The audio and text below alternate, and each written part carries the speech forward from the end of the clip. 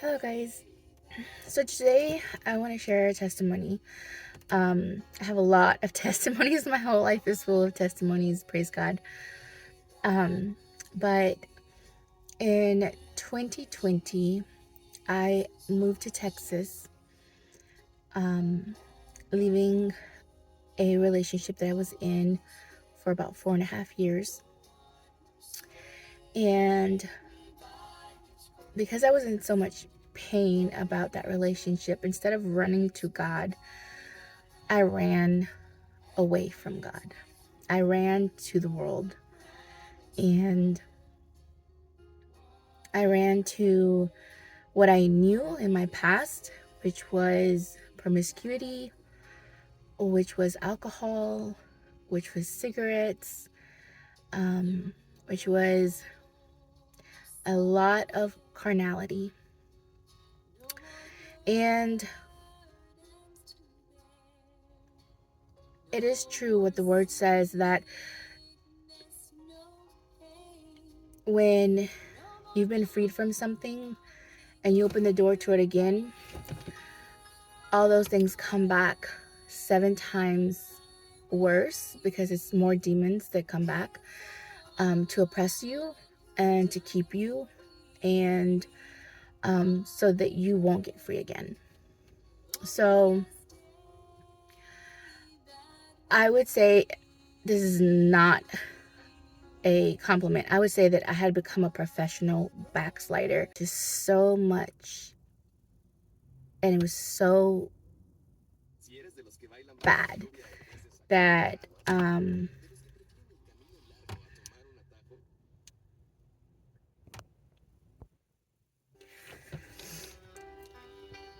so I had tried marijuana a few times, but God would make it where when I did try it, either it didn't affect me at all, or I would trip so bad that I would start preaching. And so my friends would be like, nah, girl, you can't, you know, like, we can have that. So in the past, that's what would happen. And or I would have such a trip that would make me like be afraid to smoke and not smoke marijuana. But then again, I tried again to smoke marijuana, and now in 2020, it was easier.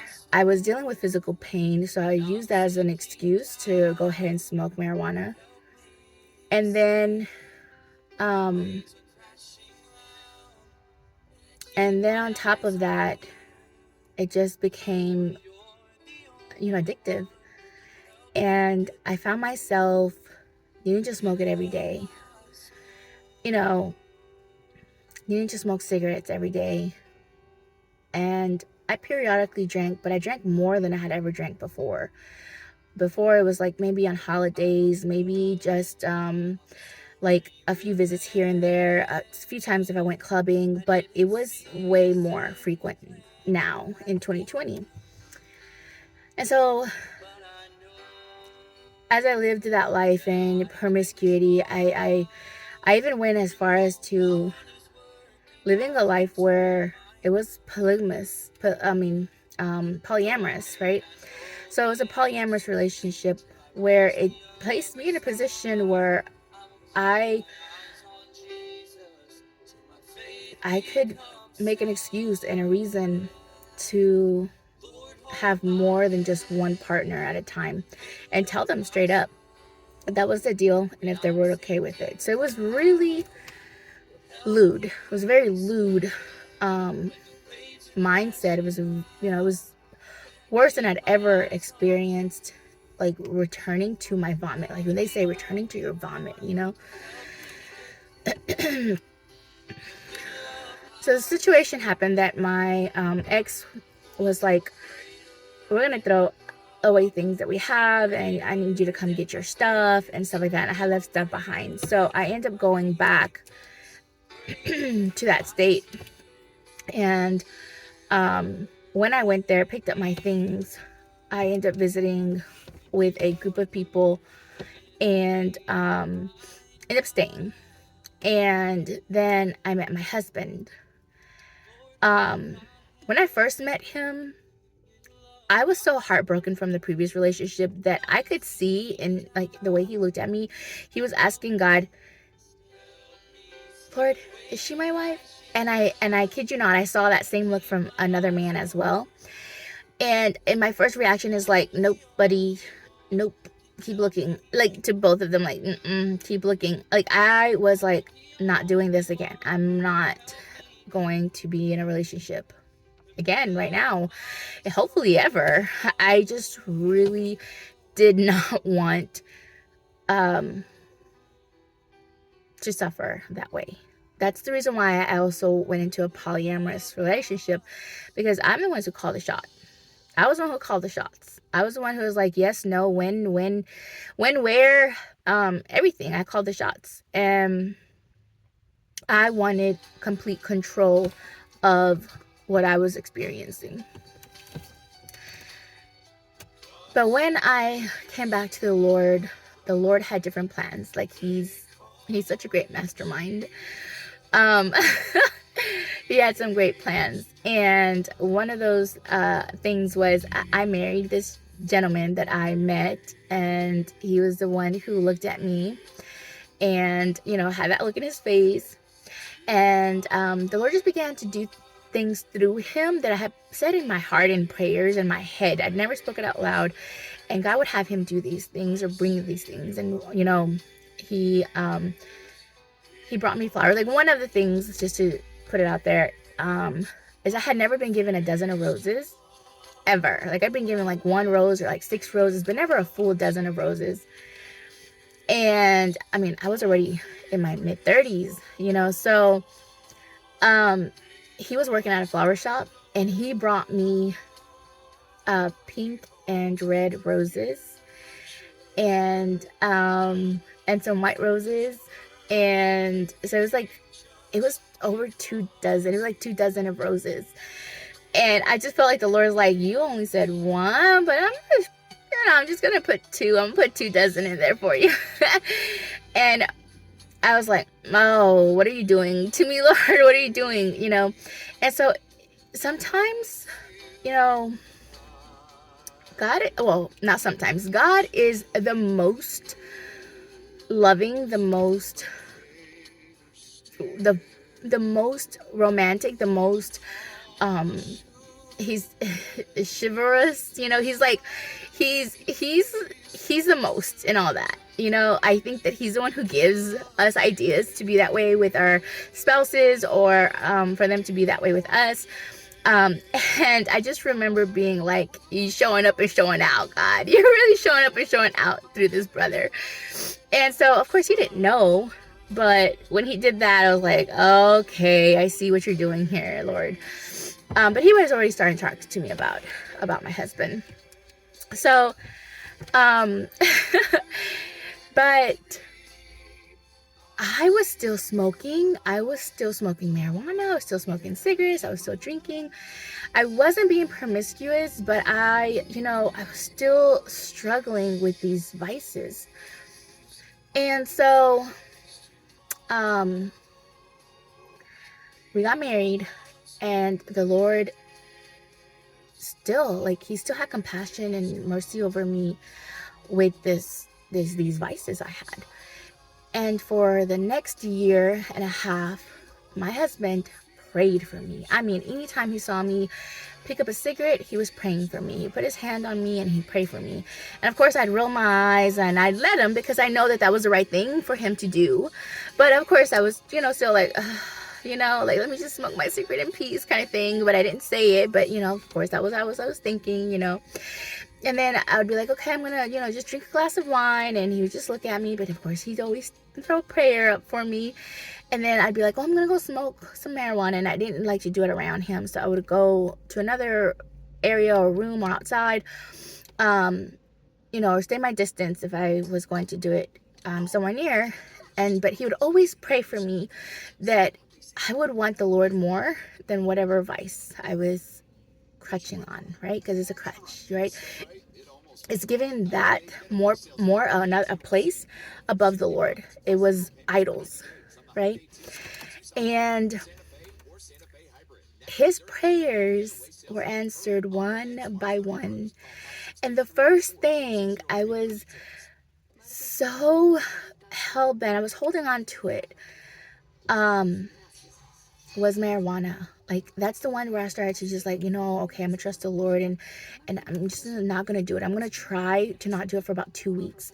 And I did try for about 2 weeks not to smoke, and I succeeded. But you know what actually made it easier was the fact that I realized it was trying to dominate me. It was telling me that I couldn't be calm and nice and understanding and patient without actually smoking. And so I saw how rude I had become, and I was very disrespectful towards my husband. And I was like, this thing is controlling me. It's telling me that I have to smoke it to be in the right mindset to even be calm or to feel like at peace. And that is not holy. That's not God, right? And I was like, I don't like anything controlling me. So when I realized it was controlling me, I was like, this has got to go. And then I was also smoking cigarettes, and I had went down from smoking, about 10 cigarettes a day to smoking 5 cigarettes a day. And then I was just smoking like 1 or 2 in the evening. And then I went from smoking cigarettes to doing vapes, right? But never in the past before did I have to do that. I was always a cold turkey person. Like, I would just drop it and be like, I'm not doing this no more. But I couldn't do that with nicotine this time. And I realized it was such an addiction. It lasted longer than it had ever before.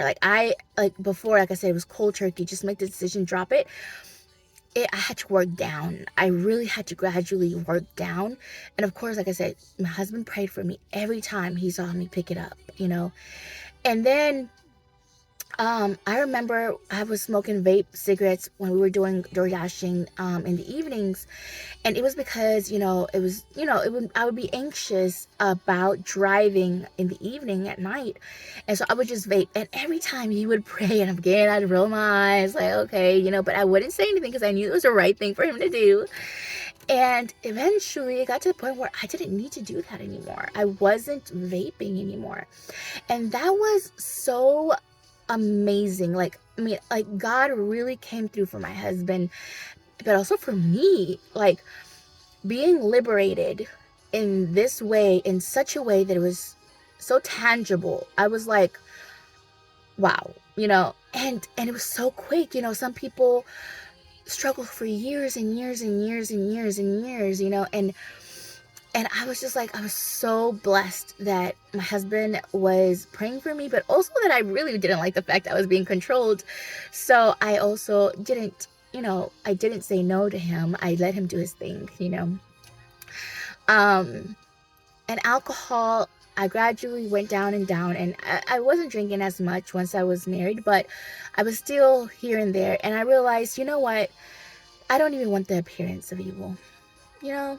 Like, I would go and buy a bottle of wine, and I would feel some kind of way. Like, I hope no one sees me buying a bottle of wine, because I don't want them thinking that I'm like stuck on alcohol like that. And the Lord just gave me peace. And He's like, you know what? Why don't you just don't drink none at all? But I would realize, like, I was like, oh, I'm just gonna drink 1 glass. But guys, I mean, 1 glass, I was like, big old glass like this. Like, it was like I was drinking like half the bottle in that 1 glass. Yeah, I was that sneaky with it. And I was like, no, it cannot control me like that. I cannot be out of control like that. And so that had to go too. So I just want to encourage you, if you have family, friends, husband, wife that is struggling with letting go of vices, any vice, keep praying for them, because you might be the only one praying for them. And just believe that you will see them restored to the Lord and free, and just trust the Lord. That even if you don't get to see it, you know that He will come through. But with that faith that it'd be nice to be able to see them free, right? So I think that trust the Lord. trust the Lord. That seed of prayer every time. If you see them every day and you're going to spend time with them, but lay a hand on them and pray on it for them. And because it's coming from the Lord, that's the prayer, that desire to see them free is Jesus Christ. And anyways, I just want to share that with you. And I'm so glad, I'm so gracious to my husband for his prayers, all of his prayers. And I just wanted to share that so that it bring you joy and hope, and that it encourage you to do what God is telling you to do, and to pray what God is telling you to pray, and do not grow weary in doing good, for at the proper time you will, if you do not give up, you will reap a harvest. Remember, don't let anyone steal your joy.